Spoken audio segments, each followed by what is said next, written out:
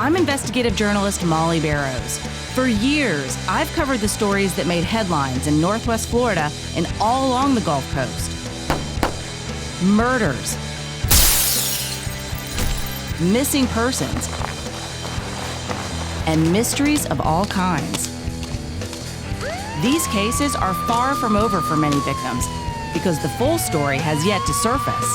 Join me for Gulf Coast Confidential, where I dive into the saltier side of the South and expose the lies, greed, and corruption that often weighs down the truth. It's time to turn the tide and get a shot at justice. Hey y'all, I'm Molly Barrows, and welcome to the Gulf Coast Confidential podcast, where we cover some of the most scandalous crimes and cases that bubble up in Northwest Florida and all over the place. And there's a lot that's happening all over the place. It is. Joining me, as always, to talk about these stories is Pam Hill. She's a pharmacist and a victim's advocate. She has sadly experienced violent crime in her own family and brings a unique perspective to a lot of these what-the-feezy cases that we talk about here. And this next one is one that's been making headlines lately, and we touched on it a couple of months ago, actually almost a year ago, I guess it is, in February when Laken Riley was killed. So we touched on that case back then, and her killer has already been convicted. So this episode, we're calling it Coed Killed on Campus Couldn't Outrun Evil, Why Laken Riley Should Still Be Here. So this is a heartbreaking story, yet another one. A tragic murder of a beautiful young woman, University of Georgia student, out for a run, stalked and targeted by a man who turned out to be an illegal immigrant, 26-year-old Jose Ibarra. Of course, he pleaded not guilty to those charges back in May, and we're going to talk about that trial. But first, we want to talk about Laken Riley, a little bit more on her, because so many of these cases, it does become all about the person who committed the crime, who they were, how they got to be where they are. And we do want to talk about that and will. But in this case, let's start off by talking about this lovely young nursing student, Laken Riley, and what a sweetheart she was. Yeah, she seems like every co-ed that's excited and they're in college. She's at the University of Georgia, which is a beautiful campus. I love it there. Big campus, big party campus. I visited there many times as a regional supervisor for my sorority there. And I thought, I could go to school here. They got a pharmacy school. You know, so, but you opted not to. Oh, yeah. I went to Sanford. I love my Sanford. But both schools have bulldogs for mascots, so there's that. Yeah. You know? Well, I know when I growing up over in Jacksonville, Florida, Georgia is to that part of Florida that Alabama is to the Panhandle. Yeah, that's right. Growing up in Jacksonville, I saw that Georgia bulldog everywhere. Oh, yeah. And he's cute, Ugga. He is cute. Yeah. I mean, of course, I saw Florida Gator stuff too. But yeah, definitely. Well, Georgia's fun. And his sweet campus, I remember being in love with the city of Athens and how I love college towns. I lived in Tuscaloosa for a while and I loved it. And I love that I live close to the University of West Florida. I'm just one of those people that loves it. I love the vibe. I love the energy of it. And I love all the things that can happen there. But so this is a campus that is definitely a college campus, a college town. And Laken's 22 years old. She has gone to the University of Georgia 3 years. She's got roommates that she hangs out with. They became their own little family. She is a runner. She runs every day. She ran cross country in school. She does Baptist missionary work. She is Alpha Chi Omega sister. She's in the Greek life. And she and her roommates, they shared a lot of Life 360, where they were. They didn't mind each other knowing where they are. That was smart. It was smart. And I do that. I have a habit of that. I want someone to know where I am all the time. And some people don't like that, but, you know, we've got to let people know because that's what made all the things start happening quickly in this case. Technology played a role. It certainly created a record. It definitely did. And then like Laken, she had just got her white coat for the School of Nursing. And that white coat symbolizes, to those of us that are in the healthcare professions, you get that. I'm going to cry almost because it's so special. You get that white coat.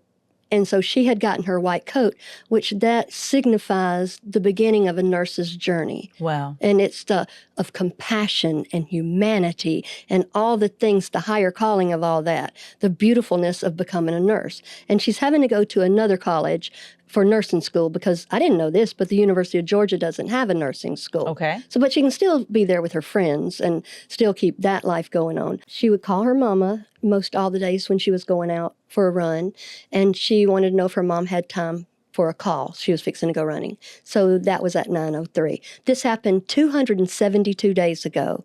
And I was thinking about that. You know, we've talked about so many cases that were from 10 years ago, 5 years ago, because of the pandemic or because of shenanigans a defendant might do, things. But this was 272 days ago. So this has been a fast track case. Which goes to show they can move it when they want to. They can. And I feel like we're going, as we talk about this, we'll see why there's so much social pressure and so much of there, but for the grace of God go I, or my daughter away at university. Absolutely. And I think one of the things that, you know, people were already watching this case before it even went to trial. But once it did go to trial and we got a chance to see some of the evidence that police had gathered and that prosecutors presented, and it's just so revealing, especially the timeline of her last day. Just it reveals a lot about her relationships. And like we talked about a moment ago, just the role that technology played in documenting what happened. Everything from security surveillance cameras capturing video of who they believe to be Jose Ibarra in that area heading towards those walking trails. There's also a 911 call that plays a role in this. There was a report of a peeping Tom that police were able to trace back to him because he'd been peeking in the window of another woman and she had heard her doorknob rattling, which is terrifying to think about. And then, you know, his timeline alone is fascinating, but hers, I feel like the day of the murder is so revealing of the type of person that she was and just how tragic it is for her family. But she fought so hard. She did. She fought so hard. And so let's go over her timeline there. At 9:03, Laken, she went out to start her run. She had her little Garmin watch she got for Christmas, and this is in February. That was her running watch. And she had her little earpods or AirPods, and they were the noise canceling kind, which that's kind of dangerous when you're running because you need to hear somebody around. I only like to wear one. Yeah, I think about that. You know, I like to get out there and walk and jog a little bit, and I wear my little earbuds too. I don't think they're the noise canceling kind, but I mean, I do play my rock and roll kind of loud. Yeah, you do. But and I we do talk sometimes. And then I hear the bicyclist behind me sometimes like ding ding. You know how I feel about that. Yeah, the bicyclist. I'm not a huge fan. But at any rate, I do see what people want to. You want to get in your own head and exercise and not be distracted. But at the same time, if you're, you know, near traffic or other people, and sadly, if you're near a homicidal maniac, then, you know, you want to have all your senses. Definitely. Well, and this was at the intramurals field right there on campus. You would think it'd be safe. Right. And there's a bus stop right there. If you look at the videos, which the videos break your heart because you're looking at them. And as I watched those videos, I held my breath because I'm like, those are her last little trots away. You know, and I know when her mom and them listened to that and saw that in court, you could just hear the, you know, and they can't help it. That's what happens when you know your child is fixing to be killed.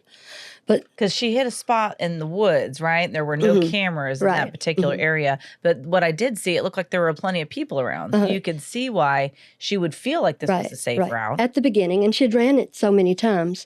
And so at 9:03, she started her run, and she called her mom and said, "Good morning, I'm going for a run. Are you free to talk?" There. And there's cameras at that point where the IM field, intramurals field is, and the bus stop.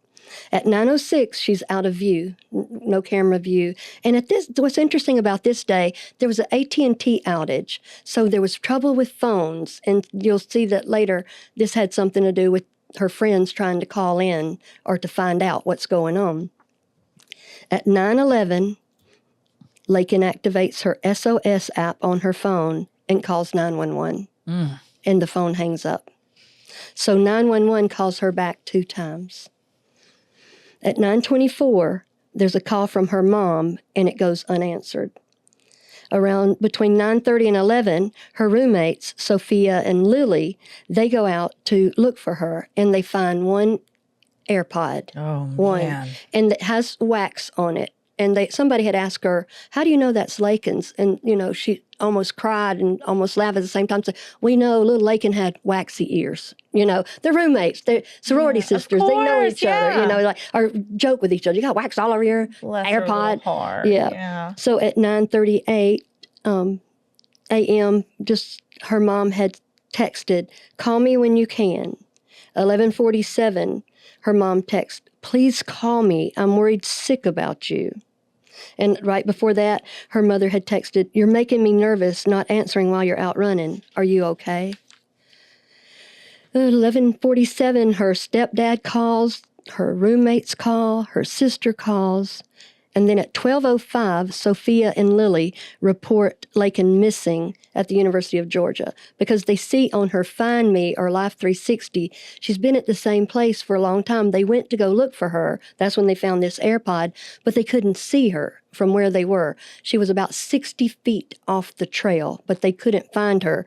So they went back, and then at 12:38, the University of Georgia campus police, they found Laken. And you can hear on their body cams and on the recordings, one of the police officers, he gasped like that. And so there she was. Her head had been beaten in.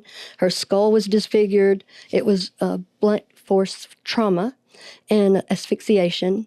And she had on Lululemon running clothes, little Lululemon tights, some jacket, and 3 shirts. And the 3 shirts had kind of been jostled up, and her underwear was at the top of her pants, kind of bunched in the front. And her, like I said, her skull was disfigured because who attacked her, hit her many, many times with a rock in the head. In the face. Because she fought. She fought for like 18 hell. minutes, they right. said. And she was absolutely determined not to be a rape victim, is what the prosecutor said. She wasn't going to allow that to happen. She fought for her life.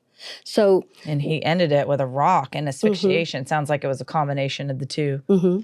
Now, we haven't entered in like where the attacker comes in this timeline, but think about that.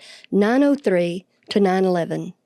I mean, it's poignant to me that 911 was her time to call 911. No.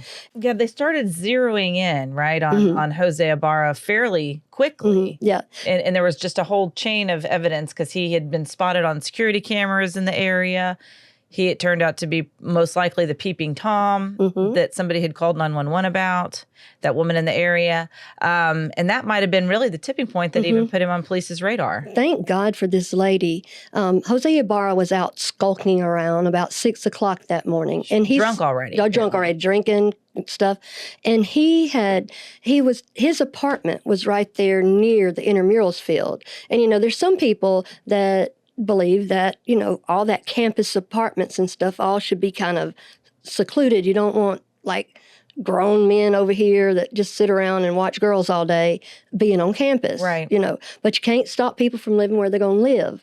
But he had been out, and this lady had heard, like you said, somebody outside her door wiggling the door handle thing, sort of like Stamatolis did.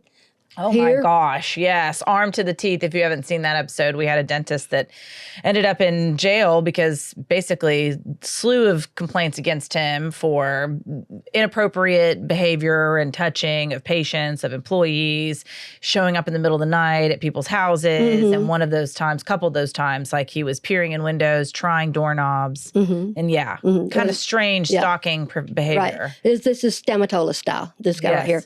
And he's doing that, and he's walking around. And thank goodness this was on camera. The campus police, I cannot think of anything they hardly could have done better. I mean, the University of Georgia campus police, they get kudos because they were right on this. That's wonderful. It is. And so he had gone around the back of this lady's place. And so this lady reported him. And this was way before Laken even got out here, because this was between like 6 and 7 in the morning. So we got high alert with that over there near the same area, intramurals field, where Jose Ibarra's apartment is, and where Laken would come through running. Okay, so he's out and about. Apparently he, gets run off from there. He wasn't able to get in. I don't know if he knows the police were called, but imagine he didn't stick around to find out. So then where do we see him next? Where does he pop up? Well, at the 9:28 is where her Garmin watch let us know that Laken's heart stopped.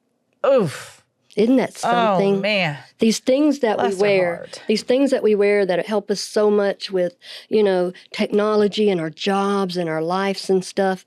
This watch probably has every heart rate that she went through, every, just all the anxiety and all the fear and all the, panic that she went through.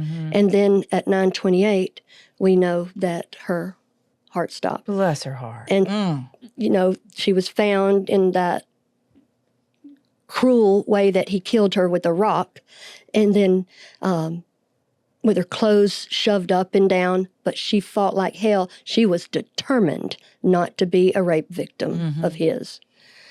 And then at 9:44, they see a guy throw in a jacket and a hoodie and some kitchen gloves with a hole in one of the fingers and into a dumpster near his apartments. Okay. So we don't know who it is just yet, but that's what we've got going there. And then, as sad as this is, at 2:17, that is when a campus-wide email went out about this. Her friends and other folks found out about her death by campus email. Golly. That's heartbreaking. It is. But at least they know. Yeah, and they have to make sure everybody else is safe too, because not everybody was lathered up in this much. But the University of Georgia police were looking at from 6:52 this morning when he was peeping Tom. This crazy has got charges from peeping Tom to murder, and he shouldn't even be here. This guy shouldn't even be here. I know, and it turned out that he had run-ins with the law from the moment he crossed the border, it sounds like. Right, in El Paso. He had a problem there, but they let him go. And then next thing you know, he ends up in New York. He gets arrested there for something to do with a child. And then he finds out some way to get a humanitarian flight to Athens, Georgia. And that's where he ends up, says he's looking for work. So when they check back with the New York Police Department say, we don't have any record of him being arrested here. So I find that quite curious. I know. We talked a little bit about that. I'd be curious about that too, because, obviously no institution is perfect and mistakes are going to be made and bad people are going to fall through the cracks. But I do think overcrowding plays a big role. I think apathy plays a big role. I think we do have to do a better job of tightening up the loopholes when we see them. But I mean, look at this. We've had 3 spots. El Paso, New York, and Athens. Right. He shouldn't have been at any of them. Passing the buck.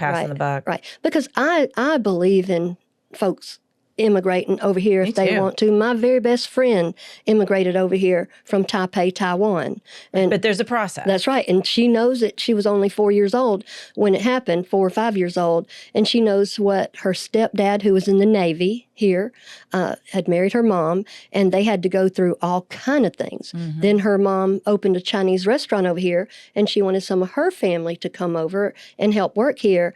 And that was a big old process too. But they're here legally and documented. And I mean, this is America. This is where everybody comes from everywhere. Right. But when people start out with this sneaky stuff, that means you're going to do sneaky stuff all the time. People are, well, that's not so bad. It's not that it's not so bad. It's indicative of what they're capable of. Exactly. And it is not a suggestion. It is a law. It's not even a rule. It's a law. So he shouldn't even have been here. And his other name is Victor. He's Jose Ibarra, or also known as Victor. So when did they find him that night, or because I know they interviewed him the next day on the 23rd. Yeah, so it sounds like they zeroed in on him extremely quickly. Yeah, the next day. Yeah, on the 23rd. And he was from Venezuela, and they said he's connected to a Venezuelan prison gang. I don't know if that's true or not. Yikes. And he mostly just speaks Spanish. And they said that he had scratches on his arm. Right, yeah. Boy, that's a CSI moment if ever I saw one. Oh, yeah. So, and she had his DNA under her fingernails. Good for her. Laken did, God love that little thing, that little fighter. Yeah, so she fought so hard. And he was about 5'7". He's not huge, but he's a man. And that morning, he got up, and he's like, I'm going hunting me some females. That's exactly right. When you said that he threw those gloves away, God, if that's not premeditated, I don't know what is. Right. The gloves that he had, they were kitchen gloves. Whatever he was going to do, he knew he didn't want to leave fingerprints behind or protect his... Oh, no doubt. And he was drinking already that morning at 6:52. He's married. I didn't know he was married till way, way deep into the trial. Is the wife here? No, she's somewhere else. So she's in the United States, but not with him. Okay. And they have one child. And so he loved, Ibarra, he loved to be out snapping selfies and listening to his music and doing little Instagram stuff. And so that comes in later when they find him in a certain kind of clothes. He goes, those aren't my clothes. They're like, well, you're wearing them on Instagram. Those are your clothes, and that is your bag. So I mean, he did a lot of dumb stuff. Good. And Glad so he did. He didn't even know Laken. He didn't even know her. It was just a crumb of opportunity. Yeah. And so he's married, and his wife and him were talking back and forth on jail calls. And so she just straight up asked him, her name is Leiling, and she just straight up asked him, what happened to the girl? What happened to the girl? And then she asked him, how could someone stand there and not call 911 when somebody's dying? So she knows some stuff. And he just tells her in Spanish, and she's speaking Spanish too. He goes, enough, Leiling, enough, So everything we see in court has to have an interpreter, And my thinking is the more people involved in something, it's sort of like playing telephone. Do you really get the same answer there? Right. Because I don't know a lot of Spanish, but I know when they say sí, that means yes. That's about how much Spanish I know. But the interpreter, when he said sí, the interpreter said, yes, sir. Well, I didn't hear him say sir. Right. So to me, that's how I can argue about something. I'm like, I don't think he says sir. Right, because it matters. It does matter. It's a level of respect. Yeah, Are you showing it or the not? interpreter was being respectful because he's like, sí or no, just like that, just telling him. So anyway, that morning he's looking for females, and so he kills Laken, and then his defense, he's pleading not guilty. His defense is what they call the Soddy defense, SODDI. Some other dude did it. And the other dude's my brother, Diego Ibarra. Until they did the DNA testing and realized his DNA, the probability of it being anybody else's but his was like 1 in 10 billion, right, including his two brothers. Right. Plus, bro, Diego, he's got tattoos all over his neck and here and stuff. And Jose doesn't. But isn't that something? They said they swap clothes sometimes, and brothers and sisters, I guess, do. I think sisters more than brothers. His own brothers under the bus. Right. Wow. And this black cap is important too, because when we see the man throwing things away at the dumpster, the black cap is easily identified. And the next day when the police are at the Ibarras, Diego's wearing the black hat, and they wear it so tight here, it leaves these red marks on their head there. So you can see where Jose had Well, it sure, on. when you're chasing down young women, you don't want your cap flying off, I guess not. But Crazies. that's what he had. And so Diego's sitting there going, I don't know what's going on. He used to work at the University of Georgia dining hall for a little while. So he's on campus working. I don't know how, because they say, give us your ID. And he gives the ID, and it's a fake ID, but on one side down this way is got one birthday, and then going the other way horizontally, there's a different birthday. Oh, wow. So I guess you can pick and choose. I don't know. It seems like there might have been some holes in that system too, evaluating his ID anyway. I'm thinking you want your money back on that one. They didn't do good on that one. Yeah. That there. But so, the brothers throwing each other under the bus and not even caring. But I think Diego didn't even know what in the world's going on, because he wasn't the one that did that. And not, your brother's certainly not shown brotherly love by trying to escape punishment, consequences for what he did, throw his own brother under the bus. Right. The way they found him the next day, when they found Jose Ibarra, they were talking to Diego also. They went in the house and they had to wake up Jose. That is how much of a conscience he doesn't have. He's less than 30 hours he's in there sleeping. And so when they bring him out, this is the University of Georgia campus police doing this. When they bring him out, they bring interpreters too, 2 native speaking interpreters with the police that way, so they can interview. Well, there's some giggling going on between them. And that always upsets me more than anything. Bothered me too. Right. It minimizes the importance of what's going on. They're giggling that they got woken up by the campus police or what. It's not funny. None of that's funny. And I wonder how funny he thinks it is now, because it wasn't funny at all. But they were going back and forth with that. And Diego, I'm sure this fake license got him in trouble, but not anything like Jose's got going on. No, and every lie that he tried to tell, police were able to basically refute it. Like you talked about, he denied that those clothes were his. They found evidence in social media that it was his. They had the surveillance camera of a guy wearing those same clothes walking across the intramural fields towards that area where she ended up being attacked. And I think they also found hair. They did, on his clothes. On her hair jacket, a long brown hair strands, and one of the policeman said, "Oh, shit." Yeah, he knew that was significant. Yeah, he did. Yeah, and they said it basically had the same distinct characteristics as hers as well, according to the crime lab. But yeah, so both of their DNA profiles, I think, were also found on there. Were there any other evidence besides that I guess really that seems like it's more than enough? But he never confessed. I don't believe. He didn't confess, and the medical examiner was on the stand, telling every blow by blow while her family's having to sit there in the gallery, and this gallery was packed with family, students, people interested in this, because this has become somewhat of a political football because of immigration. And I'm not sure which way's proper or whatever, but they say undocumented migrant or undocumented immigrant. People bristle when you say illegal. Well, it is illegal if you came here without going through the proper laws, if you broke the law. So I don't want to get in like a throwing contest with anybody over stuff like that. But the thing is, he should not have been here, period. Whatever you want to call him. No, he shouldn't have. And I was also reading where I guess one of the defense witnesses was a woman who lived in the same apartment complex, and they were trying to cast doubt that perhaps it was one of the brothers. And I think her name is Stephanie Slayton, and she testified that his brother Diego Ibarra threatened her the same night of Riley's murder. And she said he asked her about the police activity at their apartment complex's dumpster, and she had told him that someone had quote unquote passed away in the back of our apartment, and And she said that she told him that if he had seen or heard anything out of the normal, he needed to report it and let police know. And they were speaking in Spanish, and so they used a translation app. And she said that he wrote her back, "If you tell them, I would tell them that you did it, and then I will kill you too."